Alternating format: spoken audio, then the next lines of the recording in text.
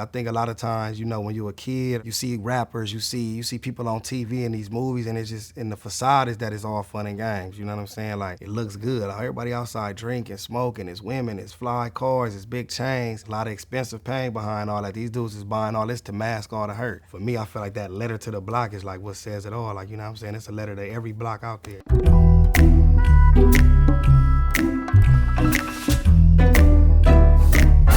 I made Letter to the Block on New Year's Eve. I wanted to bring it in with friends and family, so I had as many of my homies, homegirls, family members in there. Shout out my guy Jay Nori and THX. They produced this beat, and I never wrote nothing to the beat. You know what I'm saying? I kind of just was listening to the beat. We blowing bud, we just vibing around each other, and then them words just came out just like that. The energy was right, the music was right, the song was done probably right around 12 o'clock, and you know what I mean? Turned into the new year, so you know, that's why that record was so special to me.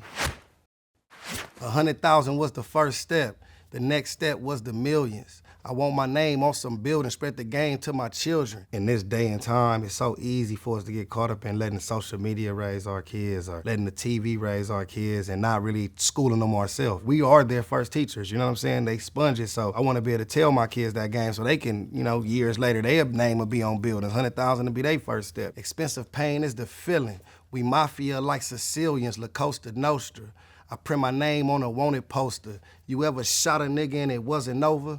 Went to the funeral, I just wanted closure.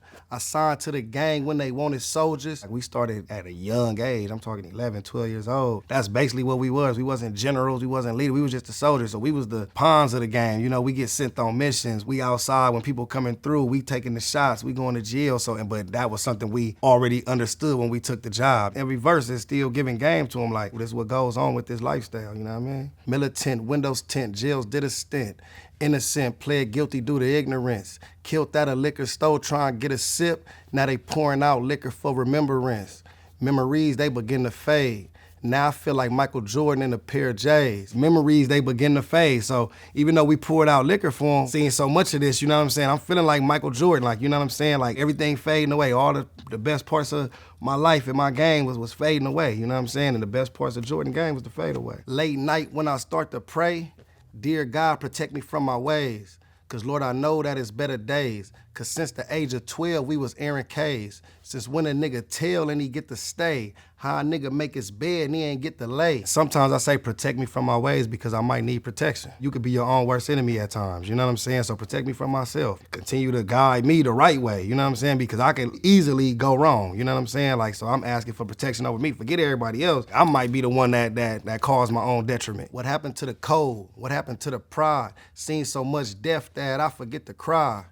And you could live a lie, you only get two choices, nigga, live or die. We see so much death that we forget to cry about it. It happens so fast, like we don't even get a chance to reflect on these deaths. Like, it happens so much back to back to back that like tears don't even get to fall no more. It's like we numb to it. And then I say you could live a lie, you only get two choices, live or die. So that goes all the way back to the game that I'm giving my kids. You could live a lie, you could think that it's a gang of other stuff going on around you, but you really only got two choices with this lifestyle. You can either live your life and go do great things with yourself, or you can put yourself in these positions that all this stuff I'm talking about, and death is at the end of that. This a letter to the block, how I made it to the top. Hey, this a letter to the block, how I make it out them shots. Yeah, this a letter to the block. Try and take me out my spot. Yeah, this a letter to the block. How I do this without knock. This a letter to the block. I swear this shit'll never stop. Hey, this a letter to the block. This a letter to the block. Yeah, how I do this without knock, man. That's my homeboy, Cornell Childress. He passed away. I was about 15, 16 when he passed away. Not even gonna sugarcoat it as if we was just close. He was my best friend. He seen me come up from a kid. You know, we got pictures as babies and all kind of stuff rocking with each other. So how did I make it without him? Get to the end of the song and I'm doing a little talking. I say I didn't. He been right here with me the whole time. You know what I'm saying? So definitely I know he one of my guardian angels out here. It's a letter to them young niggas. This a letter to my always keep a gun niggas. This a letter to my never one-on-one niggas. I was raised one fight, we gotta jump niggas. Look, hey, this a letter to my squad though. How a nigga still breathing, only God knows. We was fucking up the streets like potholes. We was kids, I start shooting with my eyes closed. I'm talking to the young niggas, but also we started as young dudes, so everything is like I'm talking to us and them at the same time. Like, we was messing up the streets like potholes. You know how mad they mess with the streets out here in Cali. We was kids. Like, when we first got in this, we was kids. Imagine just a child being into that environment, being, like you said, like soldiers, and just being thrown out there like you still kids, man. So as tough as you are, you still scared. You know what I'm saying? Like, you like this, you don't even want to do it probably. You know what I'm saying? Somebody might have made you do it. You know what I'm saying? You didn't even have it in your heart yet. We came from this environment, no sugarcoating it. You know what I'm saying? Let me get all the way raw and uncut with y'all. Like, we ain't gonna act like we got in it and we was just ready. Like, we wasn't ready. You know what I'm saying? Like, that's what made that line so important for me. Eyes open, I could see the snakes. Gotta balance out the love, sometimes you need the hate. Free baby Wood, my nigga need a date.